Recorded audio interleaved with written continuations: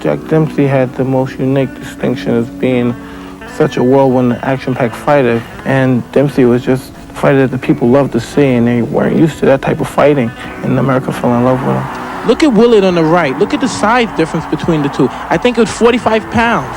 But there, look at the combinations right here. This is what made Jack Dempsey such exciting and a great fighter. Just the ferociousness in him, waiting for his opponent to get up like a tiger. It's in his rounds like this that made the public love Dempsey so much, and this is why I loved him so much. He liked Ali and Frazier, but Dempsey was the one that stood out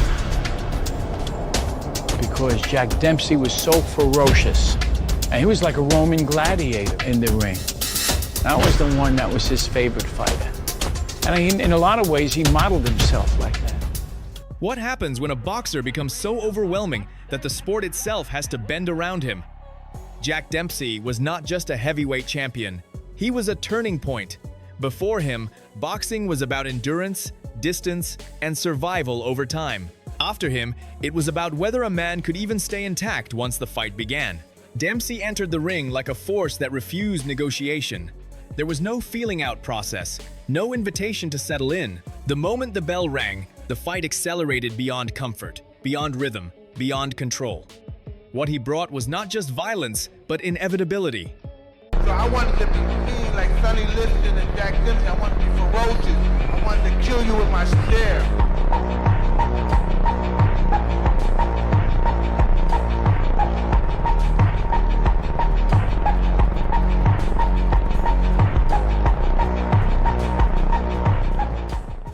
Well, Jim, if you give me a chance to demonstrate, I will, but I need Jack's assistance.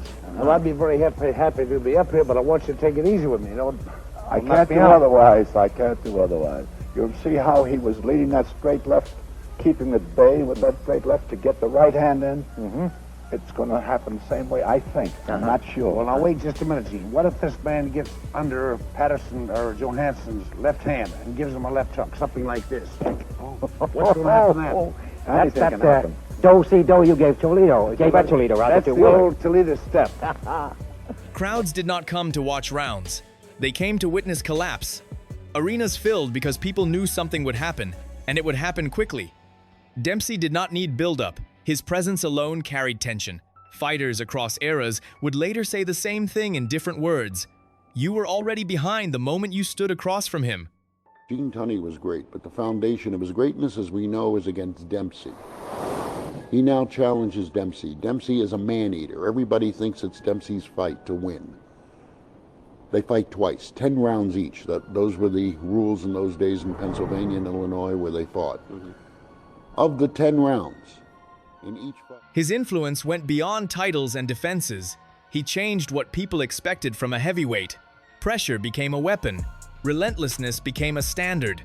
The idea that a fight could be decided not by one punch, but by an unbroken wave of force, began with him.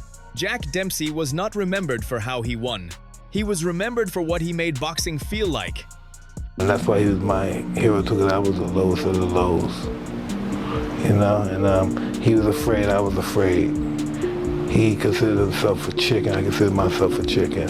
And I'm saying to myself, how can this guy do this all this damage and he has a low self-esteem, you know? I said, how does this work? And I figured with low self-esteem collides with the ego. Wow, be careful. Yeah, just be careful. From the first step forward, Jack Dempsey changed the meaning of distance. There was no safe range against him. No moment where a fighter could reset, breathe, or slow the pace down. The space that usually exists between two heavyweights simply disappeared. He moved with intent, not speed for show, but speed with purpose. Every advance forced a reaction. Every reaction arrived half a second too late.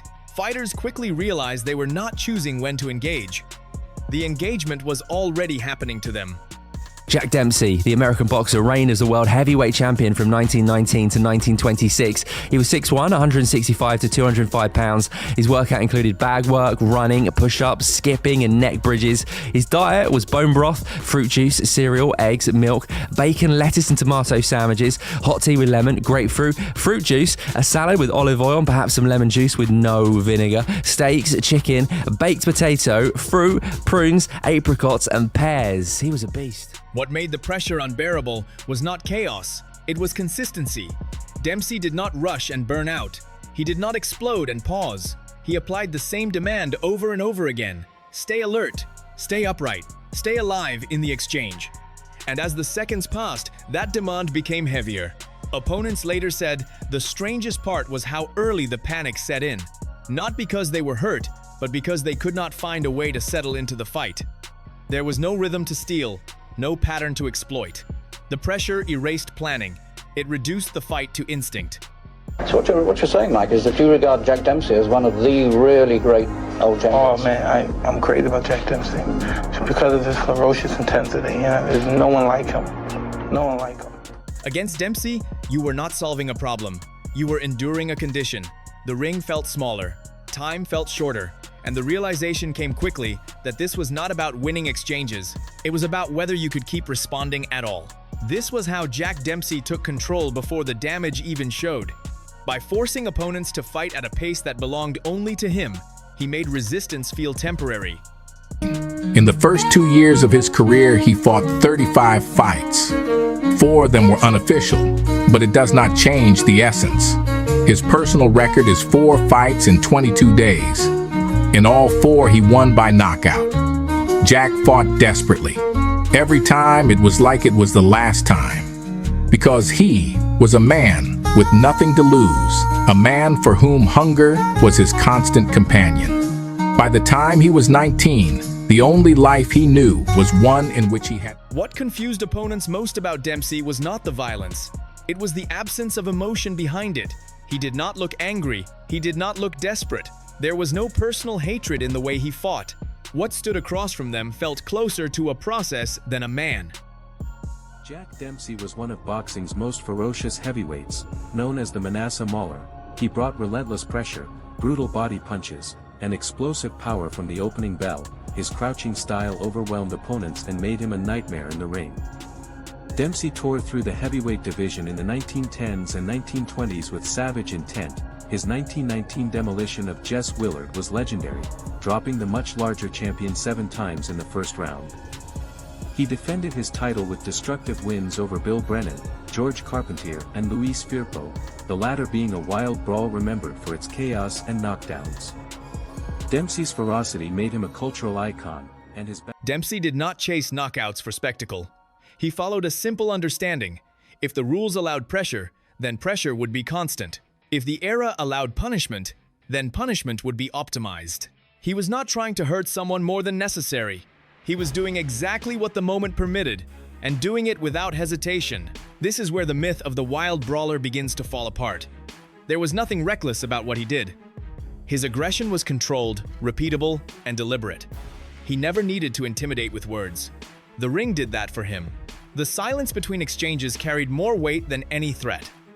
What made Jack Dempsey one of the most feared boxers in history? Let's uncover the secrets behind his relentless power. Jack Dempsey, famously known as the Manasseh Mauler, was a force of nature in the ring. His aggressive style and ferocious power redefined boxing. Dempsey's training was intense.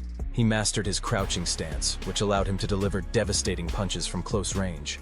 His workouts focused on explosive power, speed, and rugged conditioning, making him unstoppable. Jack Dempsey's fearless approach and raw power made him a boxing legend. Fighters sensed it early. They were not being tested, they were being processed. Every second followed the same logic. Move forward, close space, remove options.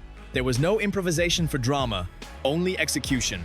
That absence of emotion created something far more unsettling. You could not appeal to pride, you could not provoke a mistake, you could not wait for him to lose control, because there was nothing to lose. The pressure came not from fury, but from permission. Jack Dempsey did not fight like a man trying to prove something. He fought like a man using everything the sport allowed him to use. In Jack Dempsey's autobiography, he was quoted as saying, "There was one man. He was even smaller than I. I wouldn't fight him because I knew he would flatten me. I was afraid of Sam Langford." I was very struck, Jack. You said in the book that your manager wanted to match you against the great Sam Langford, and you say in the book that you didn't take the match because you felt that Langford would have knocked you out. That's right. And my opinion now is the same as ever. I think Langford was one of the greatest fighters we ever had, Ed. And if I'd have fought him, I probably would have got knocked out. And I'm glad I never had the opportunity to. Well, I would have loved to have seen you later on. When you were at the peak of your career, Langford was the great right-hand puncher. Dempsey, of course, was the great left hooker. I'd like to see you go with him. I'd have to have some a few bob down on you. Jack Dempsey did not break opponents with a single moment. He broke them by refusing to let the fight return to neutral. There was no reset, no clean pause where a fighter could rebuild himself and start again. Every exchange flowed into the next. Even when punches missed, the pressure did not. The demand never stopped. Defend, move, react, and then do it again before the body had time to recover. What Dempsey created was not damage in isolation, but accumulation without relief. Fighters later struggled to explain when the fight truly slipped away from them. There was no clear turning point, no single blow they could point to and say, that was it. Instead, they described a slow collapse of clarity. Legs still moved, hands still rose, but the mind began to fall behind. Say Johansson. You know, I got such a kick out of your book that was written by Bob Considine and Bill Slocum. I read it the other night.